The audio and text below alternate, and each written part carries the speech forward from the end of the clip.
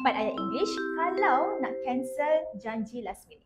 Yang pertama, I am really sorry. Something urgent came up and I won't be able to make it. Maksudnya, maaf sangat-sangat. Ada hal urgent pula tiba and saya tak dapat nak datang. Yang kedua, I don't want to cancel but I am not feeling well. Can we reschedule? Maksudnya, saya tak nak cancel tapi saya rasa tak sihat sekarang ni. Boleh tak kalau kita tukar ke masa yang lain? Yang ketiga, I know this is last minute and I truly apologize.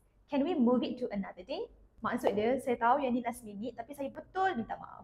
Boleh tak kalau kita tukar hari yang lain? Dan yang keempat, thank you for understanding. I will make it up to you next time. Maksud dia, terima kasih sangat sebab faham. Saya akan balas balik nanti ataupun saya akan tembus nanti lain kali. Kalau anda nak improve your English dan gunakan English yang lebih polite, yang lebih clear ataupun yang lebih sesuai digunakan di tempat kerja, anda boleh join kuas saya English Try Class dengan IPK. Pengambilan baru sedang dibuka, so come and join us now. Klik link di bio untuk mengetahui tentang kelas dengan lebih lanjut. Sementara itu, anda perlu tahu